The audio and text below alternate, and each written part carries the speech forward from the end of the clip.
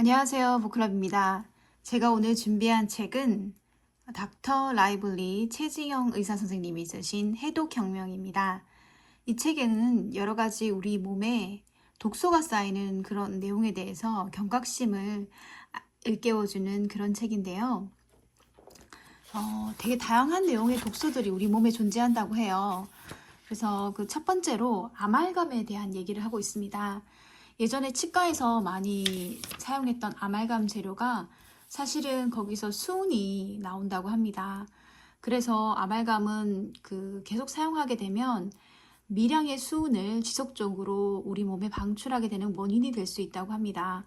그래서 어떤 분은 수은을 제거하고 나서 10년 만에 처음으로 여드름에서 해방된 분도 계시고, 지독한 두통에 시달리셨던 분이 아말감을 제거하고 나서 두통이 해결되는 그런 일이 있었다고 합니다.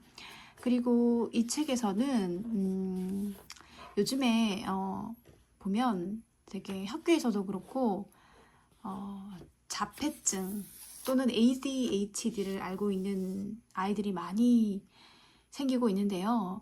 그런 것들에 대한 원인도 바로 독성 물질에서 답이 있다고 합니다. 제가 그 부분에 대한 얘기를 낭독해 드리고 싶어서 이렇게 준비했습니다. 한번 들어보세요. 첫 번째로 살펴볼 외부 독소는 바로 중금속이다. 혹시 떠오르는 중금속이 있는가? 아마도 대부분 수은을 떠올리지 않을까 싶다. 유튜브 또는 TV에서 생선에 수은이 많아서 위험하다는 이야기를 한 번쯤은 들어봤을 것이다. 실제로도 환자들에게 중금속 검사를 해보면 모발과 혈액에서 가장 흔하게 높은 수치를 기록하는 중금속이 바로 수은이다. 생선 중에서도 특히 수은이 많이 오염된 생선이 있는데 어떤 것인지 짐작이 가는가? 그렇다. 바로 참치다. 참치는 대표적으로 수은이 정말 높게 검출되는 생선이다. 하지만 다른 생선들도 있다. 바로 우리가 보신을 위해 먹는 비싼 생선들, 특히 보거와 장어가 대표적이다. 이 표는 식품의약안전처에서 고시한 생선의 수은 함량인데 특히 꼼장어의 수은 함량은 정말 어마어마할 정도이다.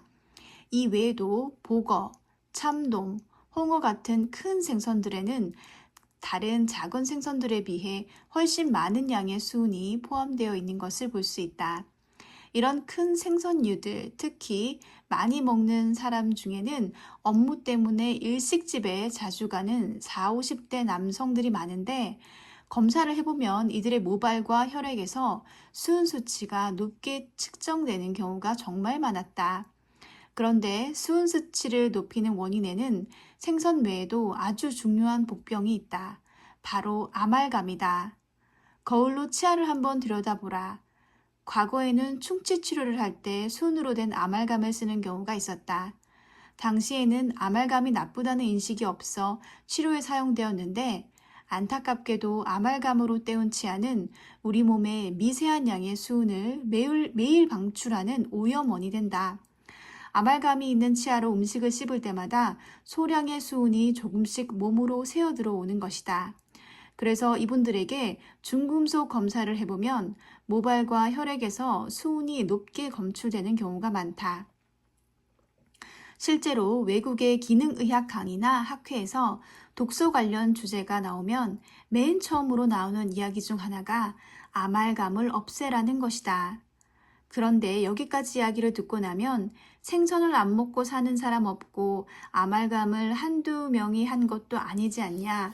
다 별 문제 없이 사는 것 같은데 수은이 대수냐라는 생각이 들 수도 있다. 나도 그랬었다. 그랬던 나에게 경각심으로 눈을 번쩍 뜨게 해준 절대 잊을 수 없는 수은에 관련된 일화를 소개하려고 한다. 한창 중금속에 관해서 공부하던 시절 수은 중독이라는 책을 읽게 되었다. 외국 저자가 쓴 책을 한국의 응급의학과 전문의가 번역했는데 그 책의 번역자 서문을 읽고 받았던 충격은 아직도 잊을 수가 없다. 이 책의 번역자는 응급의학과 의사이자 3명의 아이를 키우는 엄마였다. 첫째와 셋째는 건강하게 잘 크고 성장하는데 안타깝게도 둘째는 발달장애를 가지고 있었다. 엄마이자 의사로서 내 아이의 발달 장애를 나아지게 할 수 있는 방법이 없을까? 얼마나 간절하게 고민했을지 그저 짐작만 해본다. 수많은 병원을 다녀보았지만 병원에서는 어쩔 수 없다는 말만 되돌아왔다. 그럼에도 이 선생님은 포기하지 않고 둘째를 돕기 위해 공부를 지속했다. 그러던 중 발견한 발달장애의 원인 중 하나가 수은 중독이었다. 임신 당시 엄마가 높은 농도의 수은에 노출될 경우 엄마의 체내 수은이 탯줄을 통해 아이에게 전달될 수 있다는 것이다. 관련된 사건을 찾기 위해 이전 기억을 되돌아보니 자신의 치아에 아말감이 있었는데 그 아말감을 레진으로 교체한 적이 있었다. 그런데 하필 아말감을 레진으로 교체했던 시기가 둘째를 임신한 시기와 겹쳤던 것이다.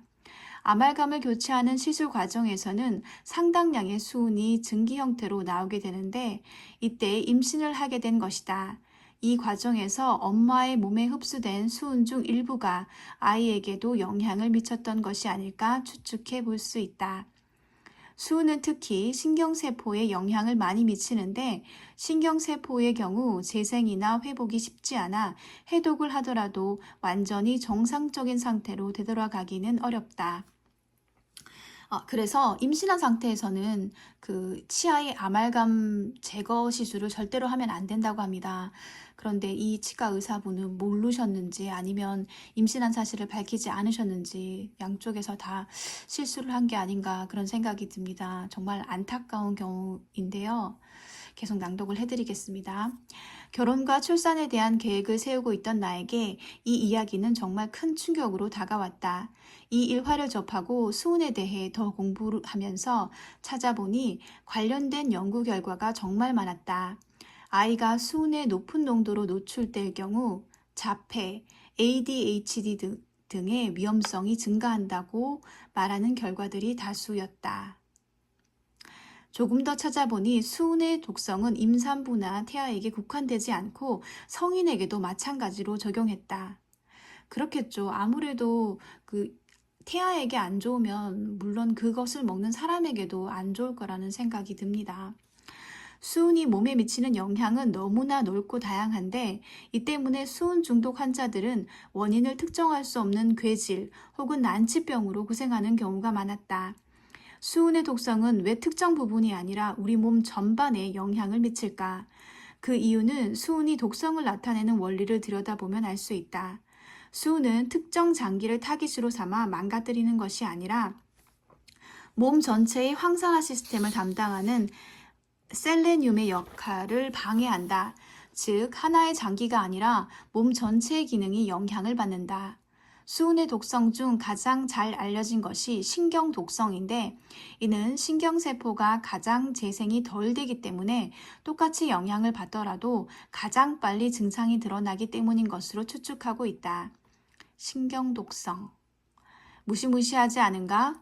중금속에 대한 공부를 하면 할수록 우리 몸에 증상이 나타나기 전에 중금속 해독이 필요하다는 사실을 깨달을 수밖에 없었다. 하지만 중금속 해독에 대해 살펴보기 전에 알아둬야 할 중금속이 하나 더 있다. 바로 비소이다. 비소는 수은만큼 알려져 있진 않지만 흔하기로는 수은 못지않다. 식품의약안전처에서 제공한 비소의 오염원을 살펴보자. 그래프를 참고해 보면 오염도가 가장 높은 음식은 역시나 수산물이다. 그중 심해성 어류, 갑각류, 두족류, 폐류에서 오염도가 높은데 실제 임상에서도 게, 랍스터 같은 갑각류나 조개류를 먹은 환자들의 비소 수치가 높게 검출되는 경우가 많았다. 그런데 비소의 종류로는 조금 덜 나쁘고 빨리 배설되는 비소와 조금 더 나쁘고 배설이 안 되는 비소가 있다. 유기비소와 무기비소이다. 앞서 말한 해산물에 포함된 비소는 유기비소인 경우가 대부분이나 무기비소가 다량 포함되어 있어 꼭 주의해야 할 식품이 있는데 바로 톳이다. 다른 해산물과 달리 톳에는 위험한 비소인 무기비소가 다량 포함되어 있다. 한때 해초 다이어트로 유명했던 톳이지만 중금속 측면에서 보면 절대 권하고 싶지 않은 식품이다. 중금속을 최대한 제거하고 먹기 위해서는 톳을 1시간 이상 물에 불린 후 끓는 물에 5분 이상 데쳤다 섭취하는 과정이 필수적이라고 하니 톳을 먹게 된다면 이 정보를 기억하길 바란다. 그러면 해산물을 안 먹으면 되는 게 아니냐고 물을 수 있겠다. 안타깝게도 우리의 지구는 바다만 중금속으로 오염된 것이 아니다.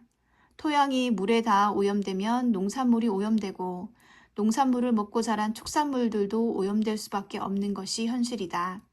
한 사람의 하루 비소 노출량에 어떤 식품이 가장 큰 기여를 하는지를 살펴보면 수산물이 60%로 가장 높지만 나머지 40%는 농산물과 가공식품에서 비롯된다. 그러니 굶고 살지 않는 이상 몸에 들어온 중금속을 잘 빼내는 것 외에는 선택의 여지가 없다. 우리가 먹는 쌀에도 비소가 상당히 포함되어 있다는 사실을 혹시 알고 있는가? 쌀은 그램당 비소 함유량 자체는 적지만 우리가 먹는 쌀의 양이 워낙 많기 때문에 쌀로 섭취하는 비소의 양도 상당한 비중을 차지한다. 비소의 독성 또한 다양하게 연구되었는데 산모가 비소의 높은 농도로 노출되었을 때 아이들의 인지 능력이 떨어진다는 연구도 발표된 바 있어 우리에게 경각심을 준다. 성인에게서 나타나는 비소의 독성 중 가장 잘 알려진 것 또한 신경 독성이다. 중국의 77개 마을에서 만성적으로 비소에 노출된 사람들을 조사한 결과 두통, 피로, 현기증, 불면증, 악몽, 사지의 감각 이상 등의 증상이 관찰된 사례가 있다. 여기서 비소 독성으로 언급된 증상들을 다시 한번 살펴보자. 굉장히 애매모호한 증상들이라는 공통점이 있다. 이 때문에 환자들은 제대로 된 원인을 찾지 못하고 왜 이렇게 피곤하지? 왜 잠을 못 자지? 하면서 비소라는 가시를 몸에서 뽑지 못한 채 엉뚱한 치료를 받게 되는 경우가 많을 수밖에 없다. 최근에는 비소의 노출량에 비하여 인지기능 저하 및 알츠하이머 발생 가능성이 증가했다는 연구와 불임과의 연관성을 밝힌 연구도 있었다. 심지어 우리가 콜레스테롤만이 원인이라고 생각하는 심혈관계 질환도 납, 카드뮴, 비소와 같은 중금속이 영향을 미친다고 보고된 바 있다. 더 중요한 것은 이렇게 보고된 일부 결과들조차도 빙산의 일각에 불과하고 우리가 파악하지 못한 여러 가지 독성이 있을 가능성이 높다는 사실이다. 그리고 또 환경 호르몬 때문에 성조숙 증가, 유방암을 일으킨다는 그런 내용도 나오고요. 또 요즘에 아이들이 자폐증이 많이 발생이 되는데 그런 이유도 가공식품을 많이 먹었기 때문이라는 얘기가 있습니다. 가공식품에는 그 가공식품의 유통기한을 늘리기 위해서 어떤 물질을 주입하는데 그 물질이 엄마의 뱃속에서 태아로 하여금 자폐를 일으킨다는 그런 내용이 있습니다. 그러니까 가공식품의 섭취를 줄이는 것이 중요할 것으로 보입니다. 우리 몸에 관련된 많은 독에 관한 얘기가 이 책에 나와 있으니까 독에 관심이 많으신 분들은 한번 읽어보는 것을 추천드리겠습니다. 감사합니다. 지금까지 닥터 라이블리 최지영 선생님이 쓰신 해독혁명이었습니다.